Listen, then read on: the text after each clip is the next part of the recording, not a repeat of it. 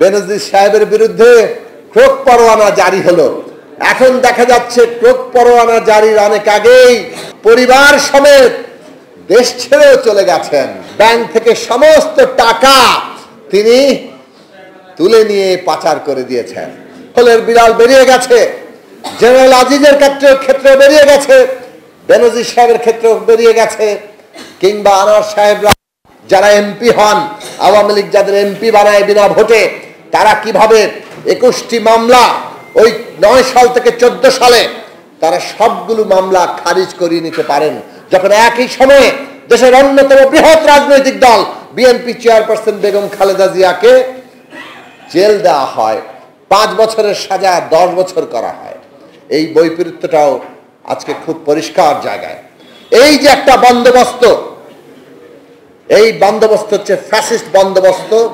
রাষ্ট্র ক্ষমতা ব্যবহার করে ক্ষমতায় থাকো, ধন সম্পদ আহরণ করো, ভোট বাতিল করে দাও। তার সহযোগী যারা, তারা চুরি করছেন।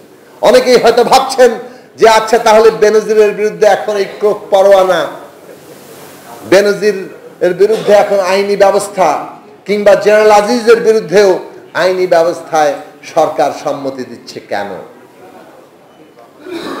ওবায়দুল কাদের সাহেব বিরোধী দলের হাত পা বেঁধে জেলখানায় পাঠিয়েছে যাতে স্টেডিয়ামে একাই খেলতে পারেন।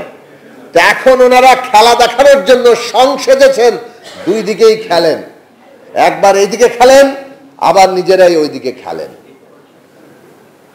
আমরা দেখতে পেলাম বেনজির সাহেবের বিরুদ্ধে ক্রোক পরোয়ানা জারি হলো। এখন দেখা যাচ্ছে ক্রোক পরোয়ানা জারির অনেক আগেই ব্যাংক থেকে সমস্ত টাকা তিনি তুলে নিয়ে পাচার করে দিয়েছেন। এখন দেখা গেল ক্রোক পরোয়ানা জারির আগে, আইনি ব্যবস্থা জারির আগে তিনি পরিবার সমেত দেশ ছেড়েও চলে গেছেন। তার মানে হচ্ছে তোমরা যা অবস্থা তৈরি হয়েছে, কিছু ব্যবস্থা আমাদের নিতে হবে। পাবলিককে তো আমার কিছু বুঝ দিতে হবে যে আমরা কিছু একটা করছি। আবার একই সাথে তোমাদের সম্পদ, তোমাদের নিরাপত্তা আমরা দেখব, সেইটাও ব্যবস্থা খুব পরিষ্কার। এত নগ্নভাবে এই খেলা খেলছেন তারা যেন বাংলাদেশের মানুষ বোকা।